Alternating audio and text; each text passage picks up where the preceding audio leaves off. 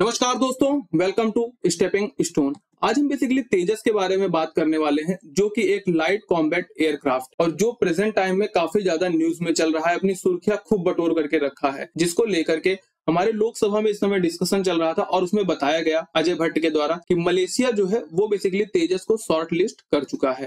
कहने का मतलब मलेशिया फाइटर जेट परचेज करना चाहता है और उस क्रम में तेजस जो है वो सबसे टॉप पे चल रहा है और मलेशिया जो है 18 फाइटर एयरक्राफ्ट को परचेज करेगा, जो कि आपकी एचएल के द्वारा निर्मित हैं और ये मेड इन इंडियन एयरक्राफ्ट हैं। ठीक है, इसी क्रम में जो है यूएस, ऑस्ट्रेलिया, फिलीपींस, इजिप्ट, ये देश भी जो है क्रम में है कि बेसिकली इंटरेस्ट अपना दिखा रहे हैं अपने तेजस फाइटर एयरक्राफ्ट के बारे में। जितने भी अपडेट्स हैं तेजस के बारे में, हम इसके बारे में और ये जो मलेशिया की डील है इसके बारे में पूरी की पूरी इन डेप्थ बात करने वाले हैं। लेकिन उसके पहले यदि आप चैनल पे नए हैं तो प्लीज इसे लाइक और सब्सक्राइब करना मत भूलिएगा। नाउ अब हम स्टार्ट करते हैं। देखो, प्रेजेंट टाइम में चल रहा है मानसून सेशन, तो इस समय जो है अपोजिशन पार्टी के द्वारा एक क्वेश्चन का आंसर देते हुए minister of state for defence Ajay Bhatt के द्वारा कहा गया कि मलेशिया जो है वो बेसिकली 18 तेजस फाइटर एयरक्राफ्ट को परचेज करना चाहता है, जिसके रिगार्डिंग उसने जो है इन्हें शॉर्ट लिस्ट भी कर लिया है। अगर हम शॉर्ट लिस्ट की बात करते हैं तो सपोज आपके पास कोई चीज 10 की क्वांटिटी में है और उसमें से आपको 10 तो आप परचेज करोगे नहीं, उसमें से जो आप फर्स्ट प्रायोरिटी में रख रहे हो या सेकंड प्रायोरिटी में रख रहे हो, जैसे आपने दो चीज उसमें से चूज कर ली कि अब हमें 10 से कोई मतलब नहीं है, जो लेना है हमें दो में लेना है, तो उन दो में जो आप फर्स्ट लोगे वही एक चीज लोगे। तो जो ये आपने कम किया इस पूरे के पूरे क्रम को, यही शॉर्ट लिस्टिंग कही जाती है। तो मलेशिया जो है प्रेजेंट टाइम में अपनी शॉर्ट लिस्टिंग कर चुका है, जिसके रिगार्डिंग जो हमारा अपडेट्स आई हैं उसमें जो है ये बताया गया कि मलेशिया की जो फर्स्ट प्रायोरिटी है शॉर्ट लिस्टिंग की, उसमें हमारा तेजस है। ठीक है ना, ये ध्यान देना, तेजस किसके द्वारा बनाया गया, ये आपके एचएल के द्वारा निर्मित है। ठीक, ये बताया गया और उसी के साथ साथ ये भी बताया गया कि US, Argentina, Australia, Egypt, Indonesia और फिलीपींस जैसे देश ये भी बेसिकली इंटरेस्टेड हैं तेजस के परचेज को लेकर करके, फ्यूचर में वो भी परचेज कर सकते हैं। ठीक है ना, जो कि एक लाइट कॉम्बैट एयरक्राफ्ट है। ठीक, अब हम बात करते हैं बेसिकली मलेशिया की, जो ये डील बेसिकली होने जा रही है। अगर सब कुछ सही रहा तो कमिंग फ्यू डेज में जो है या कमिंग फ्यू ईयर्स में ये पूरी पूरी डील जो है फाइनलाइज हो जाएगी। अगर हम मलेशिया का कंसर्न देखते हैं कि अगर मलेशिया जो है वो तेजस को क्यों परचेज करना चाहता है और ये डील कब से चल रही है, तो पहले हम इसकी पूरी की पूरी लोकेशन देखें, देन वी विल डिफाइन। देखो, ये वाला जो है ये हमारा प्यारा भारत और यहाँ पर जो है ये है आपका मलेशिया। ठीक, ये वाला रीजन और यहाँ पर अगर आप देखते हैं तो ये वाला रीजन, ये पूरा मलेशिया को बिलोंग करता है। इतने को आप छोड़ दीजिए क्योंकि ये वाला जो रीजन है आपके ब्रुनेई कहलाता है। ठीक, तो ये पूरा का पूरा रीजन जो है आपका मलेशिया हो गया और ये कहाँ पर लोकेटेड है, साउथ चाइना सी में। अब साउथ चाइना सी कैसे, ये चाइना हो गया और चाइना के ये साउथ में है, तो ये क्या हो गया आपका साउथ चाइना सी। और चाइना के द्वारा जो है बेसिकली क्लेम किया जाता है कि यहाँ पर एक 9 डैश लाइन का पूरा एरिया है, 1 2 3 4 5 6 7 8 9। ठीक, ये 9 डैश लाइन वाला जो पूरा का पूरा एरिया है वो चाइना कहता है कि पूरी की पूरी एरिया चाइना को बिलोंग करती है, जिसको लेकर के ऑल टाइम जितने भी यहाँ पर इस पूरे के पूरे साउथ चाइना सी में जितने देश हैं वो हमेशा टेंशन में रहते हैं। क्योंकि अब देखो, एक इंटरनेशनल लॉ होता है कि आपके देश को इतनी वाटर बॉडी का जो है वो बिलोंग करेगा एरिया, लेकिन चाइना के द्वारा कोई लॉ और रूल रेगुलेशन नहीं माना जाना है।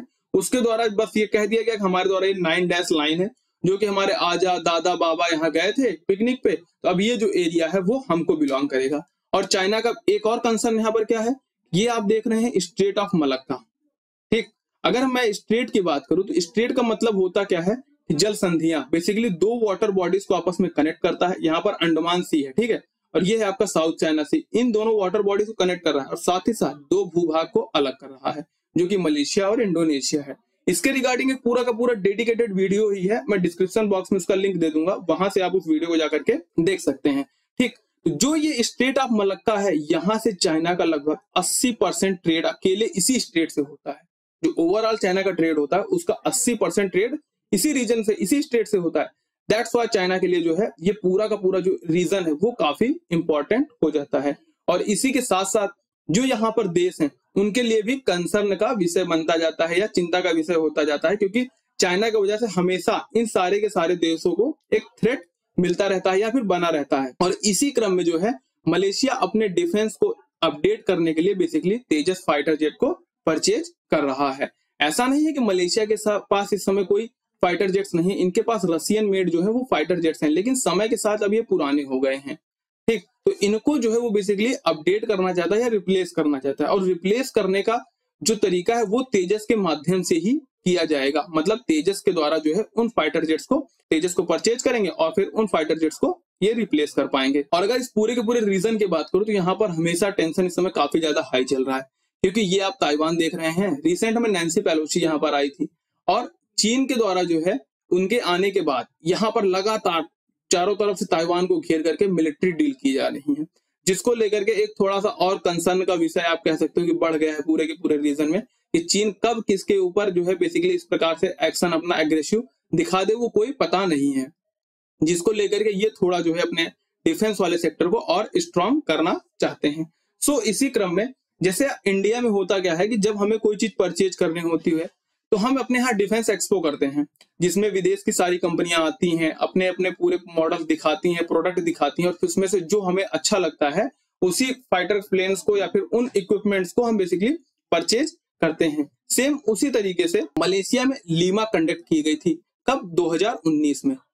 ठीक, जिसका फुल फॉर्म क्या है? Langkawi international maritime aerospace and exhibition. ये 2019 में ऑर्गेनाइज की गई थी और इसी में भारत की तरफ से एचएल कंपनी के द्वारा 2 तेजस भेजी गई थी, और जिसने अपना शोकेस यहाँ पर किया। और जब शोकेस किया तो बेसिकली ओवरऑल जो जितनी भी प्लेन्स थी, अब बजट को ले लो, फिर स्पेसिफिकेशंस को ले लो, तो इन सब चीजों को लेकर के हमारा जो तेजस था वो मलेशिया को बेसिकली पसंद आया।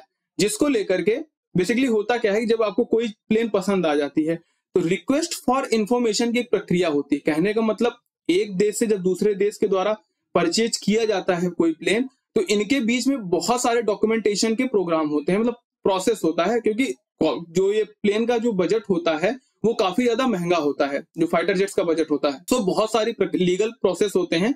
तो रिक्वेस्ट फॉर इंफॉर्मेशन जो है इसका जो प्रक्रिया है वो 2019 में स्टार्ट की गई रॉयल मलेशियन एयरफोर्स के द्वारा। ठीक है ना। इसकी भी जानकारी जो है लोकसभा में अजय भट्ट के द्वारा ही दी गई कि एचएल ने जो है 2019 में जो है रिक्वेस्ट फॉर इंफॉर्मेशन का प्रपोजल प्राप्त किया था रॉयल मलेशियन एयरफोर्स के द्वारा, जिसके अंदर एचएल के द्वारा पूरी की पूरी स्पेसिफिकेशंस मलेशियन गवर्नमेंट को बताई गई कि हमारे तेजस की क्या खासियत है, किस तरीके से काम करता है और इसकी पर यूनिट आपको कॉस्ट क्या पड़ने वाली है। और इसी के साथ साथ हम इंडियन गवर्नमेंट या जो एचएल है वो आपको क्या क्या सर्विसेज प्रोवाइड करेगा। तो इस क्रम में जो है मलेशिया को बेसिकली जेट प्रोवाइड की जाएंगी, और दूसरा जो होगा वहीं पर जो है आपको सर्विस सेंटर दे दिया जाएगा, जिसका एक सबसे बड़ा एडवांटेज ये होता है कि मलेशिया को जब भी अपने फाइटर एयरक्राफ्ट के लिए कोई सर्विसिंग करानी हुई या फिर इसके अंदर कोई स्पेयर पार्ट्स की जरूरत पड़ गई तो वो बेसिकली इंडिया ना आकर के वहीं मलेशिया में ही इन्हें मिल जाएगा।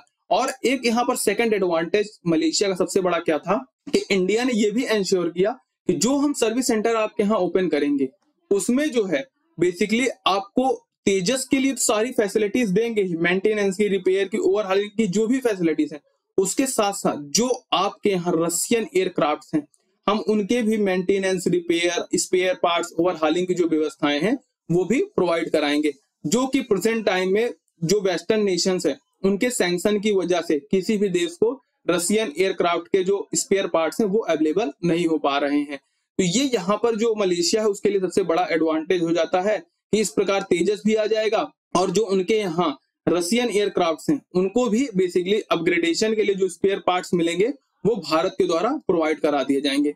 सो इसको लेकर के जो है बेसिकली तो मलेशियन गवर्नमेंट के द्वारा जो है बेसिकली प्रपोजल आता है 2021 में अक्टूबर में। ये बताया जाता है कि मलेशिया जो है टोटल 18 फाइटर एयरक्राफ्ट को परचेज करना चाहती है, और इसी के लिए जो है उसने जो है तेजस को शॉर्ट लिस्ट कर लिया है, और फ्यूचर में अगर सब कुछ सही रहा तो ये डील जरूर फाइनलाइज हो जाएगी। तो अब एक जेन्युइन क्वेश्चन आता है दिमाग में कि क्या सर तेजस इतना फेमस हो गया है, इसके पहले क्या किसी देश ने इसको नहीं परचेज किया है? अगर परचेज किया है तो वो कौन सा देश है, और अगर नहीं किया है तो कैसे इतना फेमस हो गया, लैम्पलाइट में कैसे आ गया?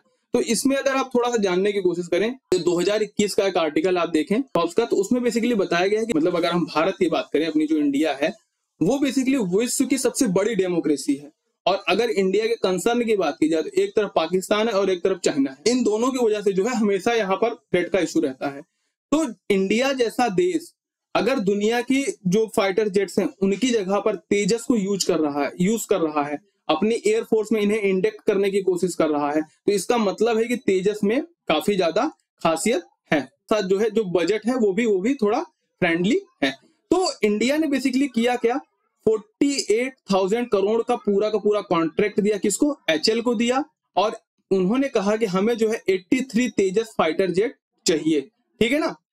तो इससे दो काम हुआ, पहली बात तो जो एचएल कंपनी है इसको भी सपोर्ट मिल गया इंडियन गवर्नमेंट का, इसने बेसिकली 83 फाइटर जेट इंडिया को प्रोवाइड करने की डील कर ली। और इससे ओवरऑल हुआ क्या, जो तेजस की जो है वो पूरी की पूरी मार्केटिंग हो गई कि भारत जैसा बड़ा देश अगर तेजस को परचेज कर रहा है तो तेजस में जरूर खासियत है। और दैट्स व्हाई तेजस जो है वो बेसिकली सबकी नजर में आना स्टार्ट हुआ। और इसी क्रम में जो है फर्स्ट बायर, इसका जो विदेशी बायर होगा वो पहला देश जो है वो आपका मलेशिया बनने वाला है, भारत के बाद बेसिकली, ठीक। और अगर मलेशिया इसको परचेज करता है, नो डाउट अगर ये डील जल्दी फाइनलाइज हो जाए, आई होप, तो इससे ओवरऑल मलेशिया के जो डिफेंस वाला सेक्टर, जो एयरफोर्स वाला है, वो तो स्ट्रांग होगा और वो अपनी सिक्योरिटी को इंश्योर कर पाएगा, ठीक। और इसी के साथ साथ अगर हम भारत की देखें तो भारत के लिए एक अपॉर्चुनिटी है। और इसके साथ ही साथ भारत का जो डिफेंस वाला पूरा का पूरा एक्सपोर्ट वाला सेक्टर है, उसमें भारत के जो कंट्रीब्यूशन है पूरे वैश्विक बाजार में, वहां पर बढ़ेगा, इंडिया की रेवेन्यू